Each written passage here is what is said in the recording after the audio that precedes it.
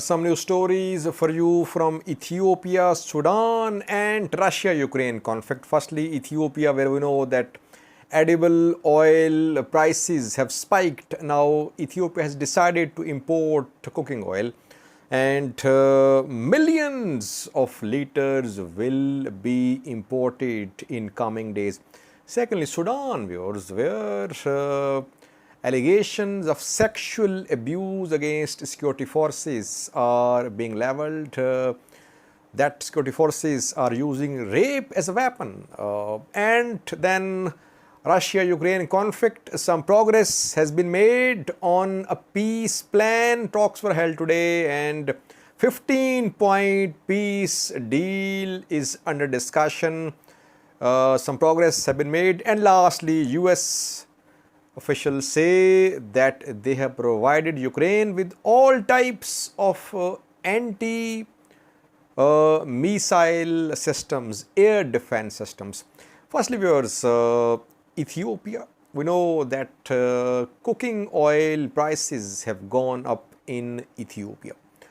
A 5-liter pack is being sold for 1,000 Ethiopian birrs.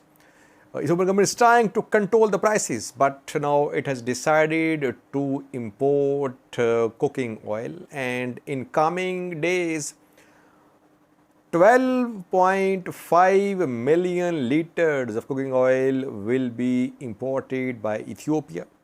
And in the next 3 months, 150 liters of cooking oil will be imported by Ethiopia. Ethiopia exports oily seeds, but you see that it will import 150 million liters of cooking oil in the next 3 months. Now, is this price hike due to international developments, or is it due to some mafia in Ethiopia which is involved in this price hike? We do know that some new edible oil plants, factories have been inaugurated in Ethiopia in recent years. The factory owners were given preferential treatment by the government. They were given loans. They were allowed to import some machinery, tax-free imports they were allowed. Despite all these concessions, the oil prices have gone up. Who is responsible for this price hike? Or is it linked to international developments? At least Ethiopian government should clarify the situation, that what is the real cause of this price hike of edible oil. Secondly, viewers, now we are hearing allegations of sexual abuse against Sudanese forces. What we have been hearing in Ethiopian conflict, we are hearing the same allegations in Sudan. We know that in Sudan, since the 25th of October, massive protests have been underway. Abdul Fattah al-Burhan tried to stage a coup, but he had to reinstate Abdullah Hamdok, the PM. PM later resigned. Protesters want true democracy in Sudan. They want Sudanese military to have no role in politics. How is Sudanese military confronting these protesters? Sexual abuse is being committed. Sexual violence is being committed against female participants in these protests, which are happening on a regular basis. On Monday, we know that large protests were held in Sudan, and in Khartoum, an incident of gang rape happened. A girl was gang raped by some members of security forces in Khartoum. Her belongings were stolen, and her ticket, her passport were also found with her. She was planning to go to South Sudan. Reportedly, she was taken into custody from a public bus, and then she was raped allegedly by some security official. This isn't the first time that we are hearing these allegations. We have heard allegations of sexual assault, sexual violence by Sudanese government forces against protesters several times in the past 2 months. And so far, we have not seen any action, strict action against these security officials who are involved in this violence.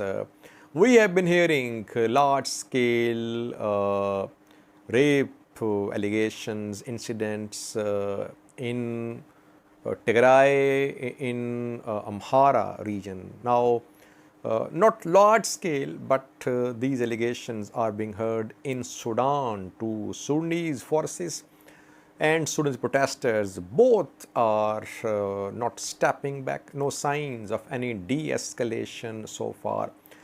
International human rights organizations are condemning this incident which happened in Khartoum yesterday, in which this girl was gang raped by some Sudanese security officials.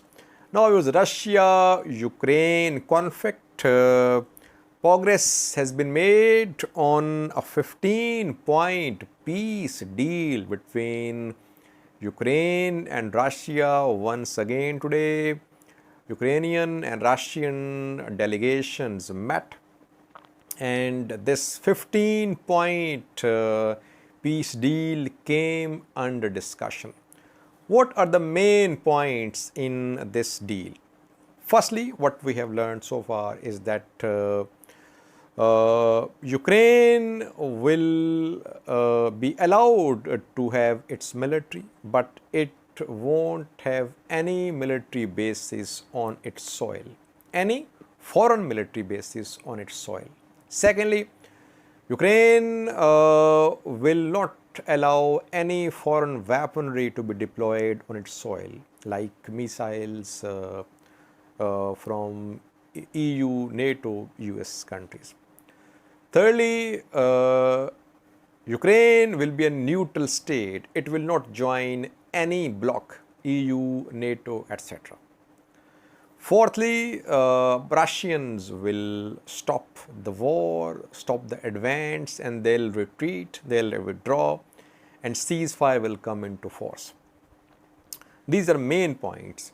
But what about areas of conflict, long-standing disputed areas like Lugansk, Donetsk, which Russia recognized as independent countries a few days ago?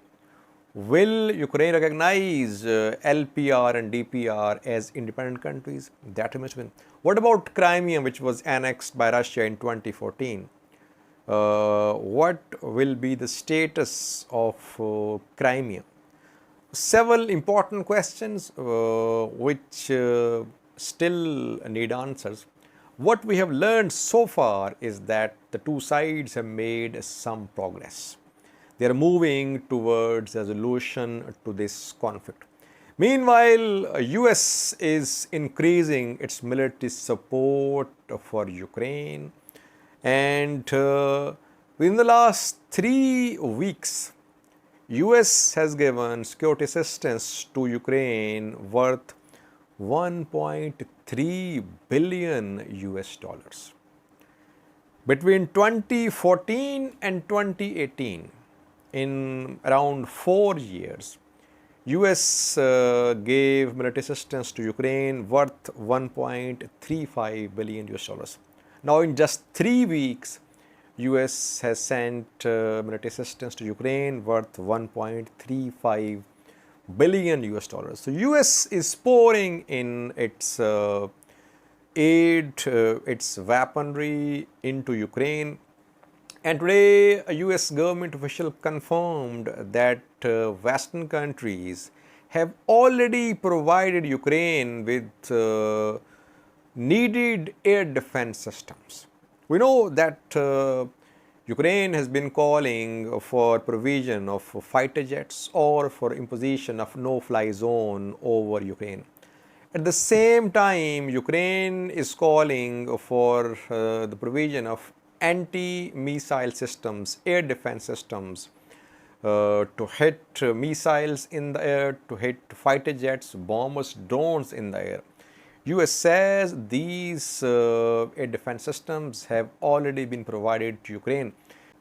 And that is why perhaps we are seeing that Russian helicopters, their drones, and some of their bombers and fighter jets have been shot down by Ukrainian forces, because Ukraine does have air defense systems, Stingers, Bucks, and other short range air defense systems which are working in urban combat, in close range combat. These short range air defense systems are very crucial, and Stingers are now in abundance in Ukraine. Stingers played a key role in Russia-Afghanistan war, and it was the US which provided Afghanistan fighters with these Stingers, which were used against USSR forces, which led to the defeat of the USSR forces in Afghanistan. And USSR had to retreat from Afghanistan in 1980s, I think. Now, same is happening here, that US seems to be sending, and US and Western countries, they are sending weaponry to Ukraine. These weapons are being used against Russian forces. Ukraine wouldn't want to be a playground for world powers. It shouldn't be a playground for the US and Russia. Continuation of this war might suit strategic objectives of the NATO or the US, but it does not suit the people of Ukraine. So we might see some deal in coming days between Ukraine and Russia. Ukraine is stepping back. It was saying it would join EU, it would join NATO. Now it's stepping back from its strict positions. We could see some deal in coming days. Thanks for watching.